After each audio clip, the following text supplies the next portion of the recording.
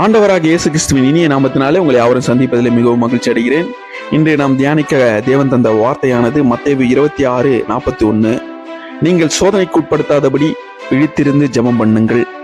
என் அன்பு சகோதர சகோதரிகளே, இந்த உலகத்தில் சோதனைகள் இல்லாத மனிதர்கள் யாரும் இல்லை. பலருக்கு பலவிதமான சோதனைகள் உள்ளது. சிலருக்கு பணத்தின் சோதனைகள், பாவத்தின் சோதனைகள், கோபத்தின் சோதனைகள், குடியின் சோதனைகள், குடும்பத்தின் சோதனைகள், நண்பர்கள் மத்தியிலே, உறவினர்கள் மத்தியிலே, நிறுவனத்திலே பலவிதமான சோதனைகள் நமக்கு வந்து கொண்டே இருக்கிறது.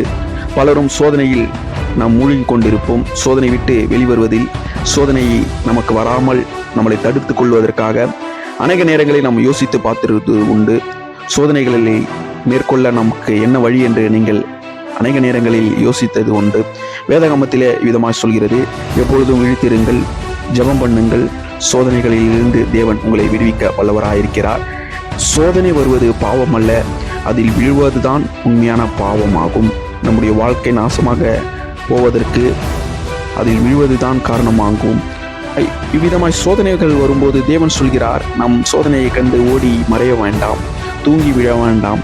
அவர் சொல்லும் வார்த்தையானது, விழித்திருங்கள், ஜெபம் பண்ணுங்கள். ஏனென்றால் ஆவி உற்சாகம் உள்ளது. நாம் நல்ல மனிதனாக வாழ நினைக்கிறோம். நல்ல கணவனாக, நல்ல மனைவியாக, நல்ல தகப்பனாக, நல்ல பிள்ளையாக, நல்ல ஒரு மனிதனாக இந்த உலகத்திலே நாம் வாழ நினைக்கிறோம். ஆனால் மாம்சம் பலவீனம் உள்ளது. ஒரு நிமிடம் ஜெபம் இல்லாத ஒரு நிம்மதியில்லாத வாழ்க்கையாய் மாறிவிடுகிறது. சோதனைகள் வருகிற வாழ்க்கையாய் மாறிவிடுகிறது.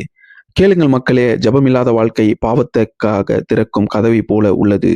ஜெபமுள்ள வாழ்க்கையோ பாவத்தை மூடும் ஒரு வாழ்க்கையாக உள்ளது.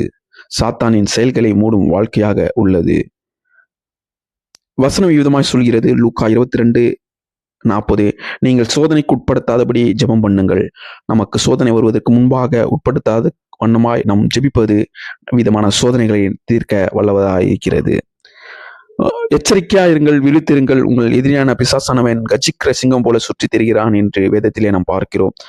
ஆம் அன்பு சகோதரிகளே, நம்மளை எதிரியான சாத்தானானவன் எவனை விழுங்கலாமோ என்று சிங்கத்தை போல இந்த உலகத்திலே கர்ஜித்து திரிகிறான். நம்முடைய பிரச்சனைகள், நம்முடைய போராட்டங்கள், உபத்திரங்கள் சிங்கங்களைப் போல நம்மளை அணுக நினைக்கிறது. ஆனால் அதிலிருந்து தீர்க்க, அதை நம்ம முடிக்க நாம் ஜெபம் பண்ணுகிறவராக இருக்க வேண்டும். யோசேப்பின் வாழ்க்கையை பார்க்கிறோம். கடும் சோதனைகளிலும் தேவனை விட்டு விலகாமல் ஜெபமும் விசுவாசமும் அவனை நிலைநிறுத்த கிருபை செய்தது. யோசேப்பை போல நாம் இந்த உலகத்திலே பலவிதமான சோதனைகள் வரும். நண்பர்கள் மத்தியிலேயே அநேக சோதனைகள் வரும். சோதனைகளை நாம் முறியடிக்க இந்த நல்ல நாளிலும் நாம் தேவனை நோக்கி தேவனோடு நாம் வாழும்பொழுது உண்மையாகவே நமக்கு அவ்விதமான சோதனைகளிலிருந்து தீர்க்க தேவன் கிருபை செய்வார்.